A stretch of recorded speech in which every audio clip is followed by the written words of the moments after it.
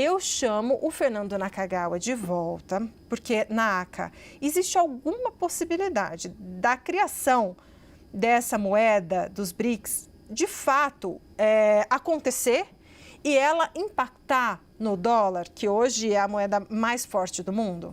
Débora, uma moeda dos BRICS é bem improvável. Uma moeda dessas que a gente saca no caixa eletrônico e guarda dentro da carteira. Mas uma referência para o comércio internacional, aí pode ter jogo, e é nisso que o presidente Trump está preocupado.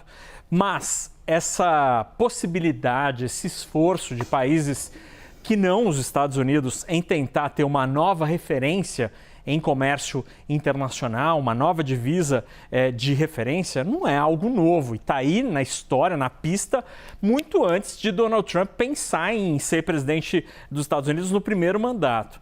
É só lembrar que em 1999, o ápice da união dos países da União Europeia, da então Comunidade Europeia, foi a criação do euro, uma moeda única, comum a todos os países da União Europeia, que bateu de frente com o dólar como sendo referência de valor. Isso em 1999. Passam 20 anos, mais de 20 anos, o que acontece hoje, você tem uma outra potência que está aparecendo e que ameaça os Estados Unidos, que é a China.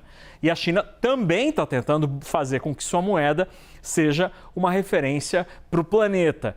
Já está sendo assim em países aqui da América Latina e da África, onde a China empresta muito dinheiro e está fazendo com que parte da economia seja transformada em uma economia relacionada aos yuans. Então, sim, os países têm interesse em ter sua moeda mais forte e ser uma concorrência para o dólar. Para além disso, o que os BRICS querem é tirar o dólar das transações entre os países. Porque se hoje o Brasil compra, por exemplo, da China ou vende para a China, essa transação não vira um yuan, não vira um real automaticamente. Você tem que passar necessariamente pelo dólar.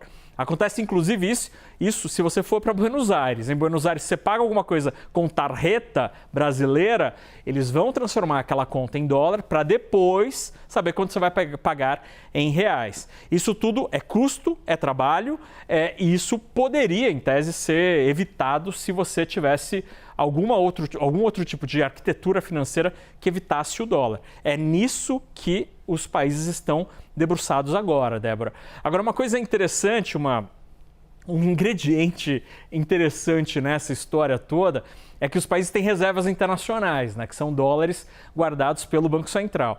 Aqui no Brasil, lá por ano 2008, 2007, 90% da nossa reserva internacional era em dólar.